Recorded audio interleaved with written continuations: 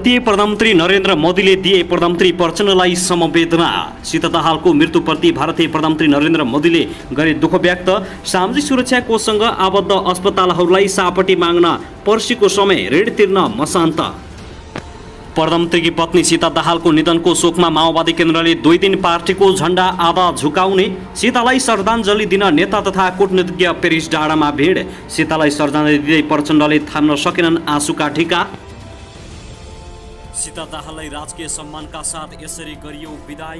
प्रहरी जवानलाई कार्यालयमै यातना। यथार्थ बुझ्न डीआईजी पुगे सिराहा। सीता दाहालको राजकीय सम्मानित अन्त्येष्टि गर्न सरकारको निर्णय। नर्विक अस्पतालदेखि आराघाटसम्म भिड। सीता दाहालको मृत्युपछि अस्पतालदेखि आराघाटसम्म मन्त्रीहरूको र सुरक्षा निकायहरूको प्रमुखको भिड। पेरिस डाँडामा सीता दाहाललाई श्रद्धाञ्जलीपछि लगियो आराघाट।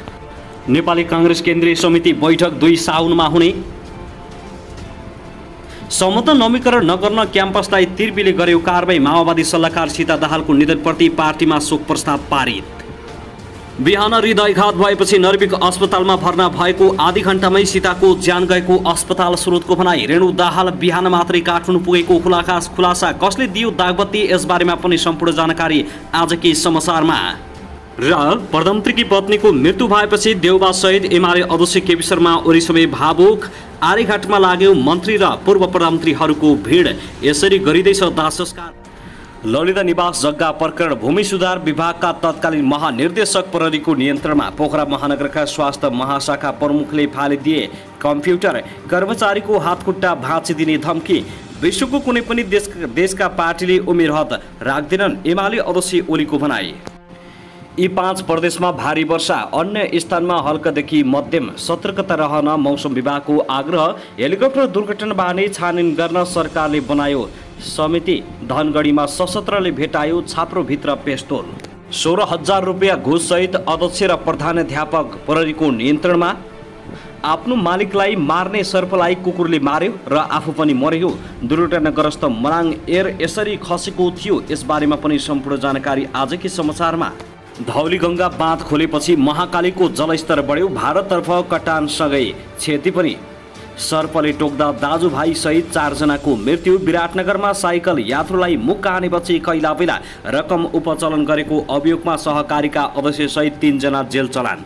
र प्रचण्डको रोजाई विप्लव, महासचिव छाड्न तयार छैनन् दोस्रो पुस्ता। प्रधानमन्त्रीबारे प्रश्न सोद्धा माधव कुमार नेपाल भन्छन् पर्देमै रहने दो, पर्दा खुल गया तो भेद खुल जाएगा। महिला बीच प्रतिस्पर्धा हुने गरी निर्वाचन क्षेत्र निर्धारण गर्न माग। अब हेर्नुहोस् पूरा समाचार। दर्शक नमस्कार, युट्युब च्यानल नेपाली खबर मिडियामा तपाईहरुलाई हार्दिक स्वागत छ। यदि हाम्रो च्यानललाई अहिलेसम्म सब्स्क्राइब गर्नुभएको छैन भने सब्स्क्राइब गरी नजिक रहेको बेल आइकन दबाई हामीसँग जोडिनुहोला। दर्शक सदाझै आज पनि हामी तपाईहरुमाझ देशभरका विभिन्न समाचारका साथ उपस्थित भइसकेका छौं। यो भिडियोलाई अन्तिमसम्म हेर्नुहोला, साथै कहाँ हेर्दै हुनुहुन्छ, के भन्न चाहनुहुन्छ, तपाईको मनमा लागेका प्रतिक्रिया कमेन्ट बक्समा छोड्न नभुल्नुहोला। दर्शक के तपाई हाम्रो च्यानलमा नियमित श्रोता यदि नियमित हुनुहुन्छ भने तल कमेन्ट बक्समा नियमित अथवा रेगुलर लेख्नुहोस्। नयाँ हुनुहुन्छ भने सब्स्क्राइब गर्न नभुल्नुहोस्, ताकि नयाँ अपडेटका साथ हामी तपाईहरुमाझ हरपल उपस्थित भइराख्नेछौँ। हाम्रा समाचारहरू तपाईहरुलाई के कस्तो लागिरहेका छन्, जस्तो लाग्छन् त्यस्तै प्रतिक्रिया छोड्न नभुल्नुहोला। दर्शक महानुभाव आउनुहोस् आजको पहिलो खबरतर्फ लागौं। भारतीय प्रधानमन्त्री नरेन्द्र मोदीले प्रधानमन्त्री पुष्पकमल दाहाल प्रचण्डकी पत्नी सीता दाहाललाई श्रद्धाञ्जली दिएका छन्। उनले बुधबार ट्विट गर्दै सीताको निधनको खबरले मर्माहत भएको बताएका हुन्। उनले प्रधानमन्त्री प्रचण्डप्रति समवेदना प्रकट गरेका छन्। श्रीमती सीता दाहालको दुःखद निधन भएको खबरले मर्माहत भएको छु। प्रधानमन्त्री पुष्पकमल दाहाल प्रचण्डप्रति हार्दिक समवेदना प्रकट गर्दै दिवंगत आत्मालाई चिर शान्ति मिलोस् भनी प्रार्थना गर्दछु। ऊ शान्ति उनले लेखेका छन्। उनले ट्विट अङ्ग्रेजीमा समेत गरेका छन्। सीता दाहालको बुधबार बिहान 8:30 बजे नर्विक अस्पतालमा निधन भएपछि देशभरि शोक खडा भएको छ। दर्शक महानुभाव त्यसगरी नेकपा माओवादी केन्द्रले पार्टीको अभिभावक गुमाएको छ। बुधबार बिहान थापाथली स्थित नर्विक अस्पतालमा पार्टी केन्द्रीय सल्लाहकार सीता दाहालको निधन भएसँगै माओवादी केन्द्रले पार्टीको अभिभावक गुमाएको हो। 10 वर्ष लामो सशस्त्र द्वन्द्वको तयारी, द्वन्द्वको कठिन अवधिदेखि शान्ति प्रक्रिया हुँदै पार्टीलाई पटक पटक सरकारको नेतृत्वमा पुर्याउन असीमित निस्वार्थ योगदान दिने दाहाललाई माओवादीले गुमाएको हो। विक्रमसम्म 2011 साल असार 21 गते कास्की जिल्लाको हेम्जामा बुबा महेश्वर पौडेल र आमा हरिकला पौडेलको कोखबाट जन्मिनु भएका सीताको 2026 सालमा प्रचण्डसँग विवाह भएको थियो। उनी विवाह भएको 2 वर्षपछि 2028 सालमा कम्युनिस्ट आन्दोलनमा आबद्ध भएकी थिइन्। राजनीतिमा तल्लो तह मानिने जिल्ला क्षेत्र हुँदै केन्द्रसम्म विभिन्न जिम्मेवारी निर्वाह गर्दै दाहाल पछिल्लो समय पार्टीको केन्द्रीय सल्लाहकारको जिम्मेवारीमा रहेकी थिइन्। माओवादी भूमिगत हुनुभन्दा अगाडि दाहाल पञ्चायत अवधिमा समेत लामो समय भूमिगत जीवनमा रहेकी थिइन्। पार्टी अध्यक्ष एवं प्रधानमन्त्री पुष्पकमल दाहाल प्रचण्डकी पत्नी सीता दाहालले लामो राजनीतिक जीवनमा कहिले विवादास्पद काम गरेकी थिएनन्।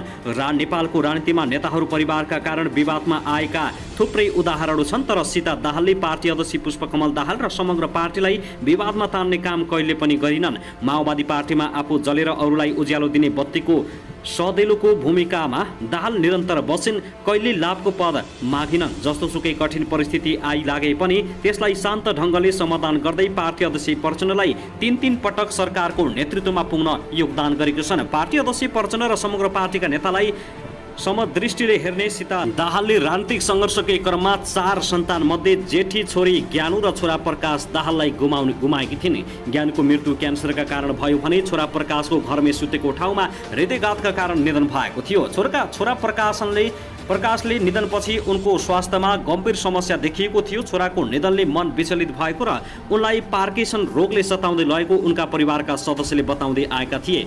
पछिल्ला केही वर्ष यता उनी राम्ररी बोल्न समेत नसक्ने अवस्थामा थिइन्। उनको हेरचाहमा छोरी रेणु र गङ्गाले अन्तिम समयसम्म साथ दिएका थिए। माओवादी केन्द्रका महासचिव देव गुरुङ सीता दाहालले भूमिगत राजनीतिदेखि अहिलेसम्म पार्टीमा समन्वयकारी भूमिका निर्वाह गरेको बताउँछन्। दाहालले पार्टीभित्र चुनौती र सङ्कट देखिँदा समन्वयकारी भूमिका निर्वाह गरेको उनको भनाइ छ।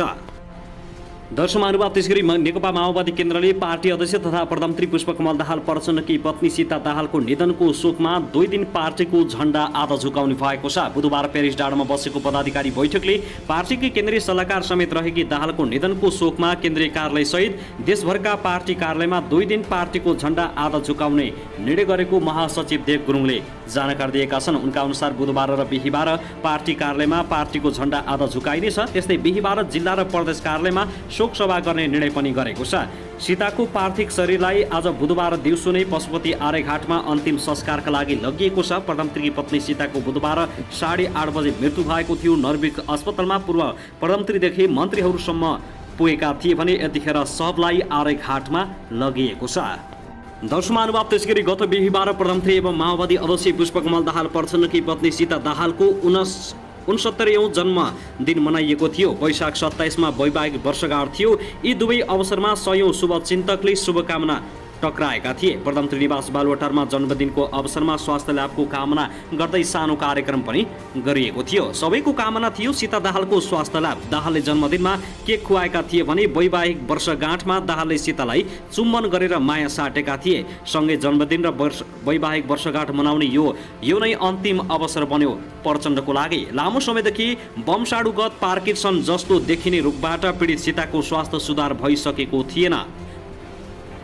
त्यही रोगका कारण लामो समय ओछ्यानमा परेकी उनको बुधबार बिहान निधन भयो। 2076 मा कोरोना महामारी भइरहेको बेला प्रधानमन्त्री दाहालले कान्तिपुरसँग भनेका थिए, सीता म्याडमको स्वास्थ्य अवस्थालाई हेर्दा म मानिसहरू मानसिक रूपमा तयार छु।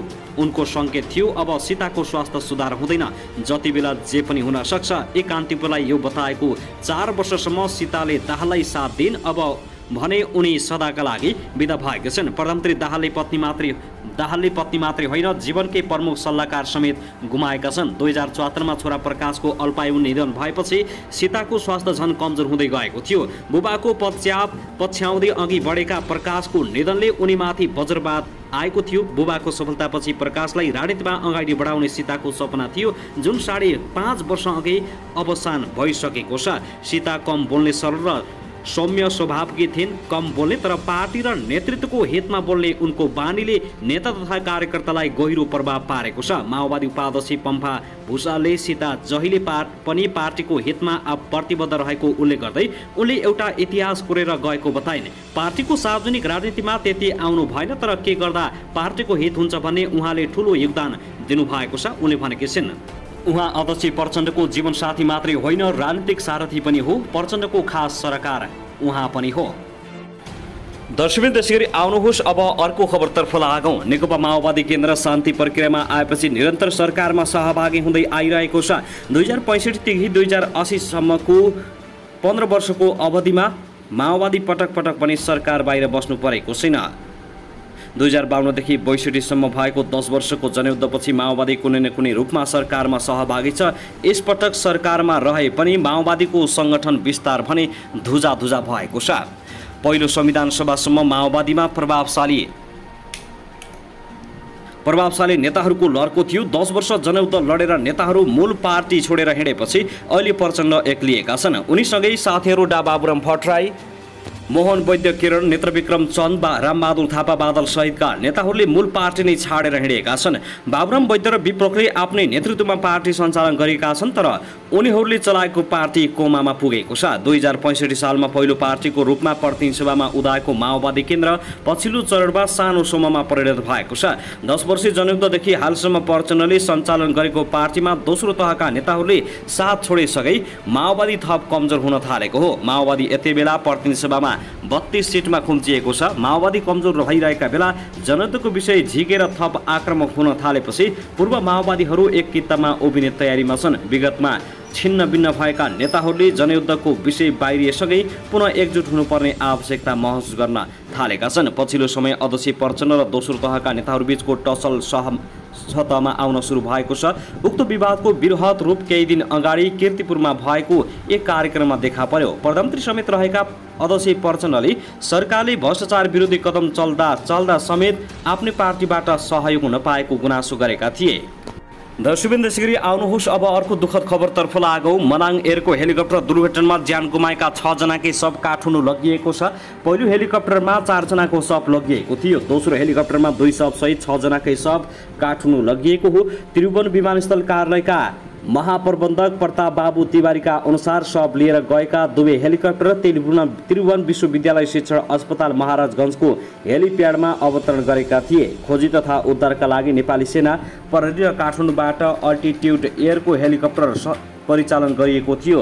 सोलुखुम्बु हेलिकप्टर दुर्घटनामा परि त्यसमा सवार 6 जनाकै मृत्यु भएको हो। हेलिकप्टरमा रहेका 6 जना मध्ये 5 जनाको शव र 1 जनाको शरीरका टुक्रा भेटिएको सोलुखुम्बुका प्रमुख जिल्ला अधिकारी वसन्त भट्टराईले जानकारी दिएका छन्। सोलुखुम्बुबाट काठमाडौँका लागि उडेको मनाङ एयरको हेलिकप्टर सोलुखुम्बुको लिखु पिके गाउँपालिकाको लामोजुरा क्षेत्रमा दुर्घटनामा परेको हो।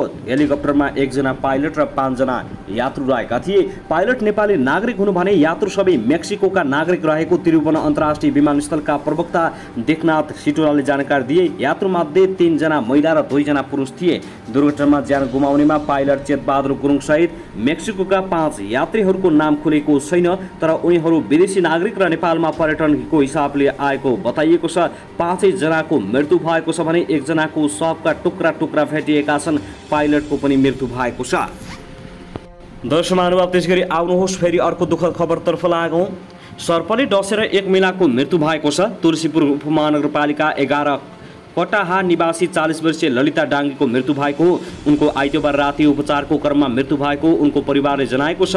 बेलुका भान्सा कोठामा खाना पकाउने क्रममा खुट्टामा सर्पले टोकेपछि उपचारको लागि राप्ती प्रादेशिक अस्पताल तुलसीपुर लगिएको थियो। त्यहाँबाट थप उपचारको लागि बाँकेको भेरी अस्पताल नेपालगञ्ज लगिएकोमा चिकित्सकले मृत घोषणा गरेका थिए। सर्पले डाङ्गीलाई टोकेपछि उनको घरमा रहेको कुकुरले फरक जनाउ दिएको थियो। उक्त सर्प पसेको प्वाल वरिपरि कुकुर घुमिरहेको थियो। कुन जातको सर्प हो भनी पत्ता लगाउन खोज्दा प्वाल खनिएको थियो। कुकुरले गोमन सर्पलाई तानेर बाहिर ल्याई मारेको थियो। सर्पलाई मारेको कुकुर केही बेरपछि कुकुरको पनि मृत्यु भएको मृतक परिवारले जनाएको छ। दर्शकवृन्द त्यसैगरी आउनुहोस् अब अर्को खबरतर्फ लागौँ। नेपाली काङ्ग्रेसको केन्द्रीय समितिको बैठक आजदेखि सुरु हुँदैछ।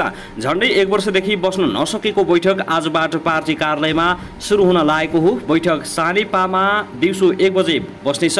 बैठकमा सभापति शेरबहादुर देउवाको कार्यशैली, मङ्सिरमा भएको प्रतिनिधि सभा तथा प्रदेश सभा निर्वाचनको समीक्षादेखि नक्कली भुटानी शरणार्थी प्रकरणमा पूर्वपक्षका लागि कारागार चलान भएका बालकृष्ण खाँडलाई कारबाही गर्ने बारे छलफल हुने भएको छ। यद्यपि खाँडलाई निलम्बनको प्रस्ताव नल्याउने सहमति भएको जनाइएको छ। बैठकले नीति अधिवेशनको मिति समेत तय गर्ने बताइएको छ। नेपाली कांग्रेसले गत मङ्सिरमा सम्पन्न प्रतिनिधि सभा तथा प्रदेश सभा निर्वाचनको समीक्षा अहिलेसम्म गर्न सकेको छैन। चुनावका बेला गठबन्धन गर्ने या नगर्ने भन्ने तीव्र विवादकै बीच सभापति देउबाको अडानका कारण 5 दलीय गठबन्धन बनेको थियो, तर निर्वाचन परिणामपछि कांग्रेसमा यसबारे छलफल भएको छैन। अहिले कांग्रेस समेत सहभागी सरकारले गरेका काम कारबाहीका बारेमा पनि केन्द्रीय समितिमा छलफल भएको छैन। आज सुरु हुने बैठकमा सबै विषयमा छलफल हुने केन्द्रीय सदस्य प्रदीप पौडेलले जानकारी दिएका छन्।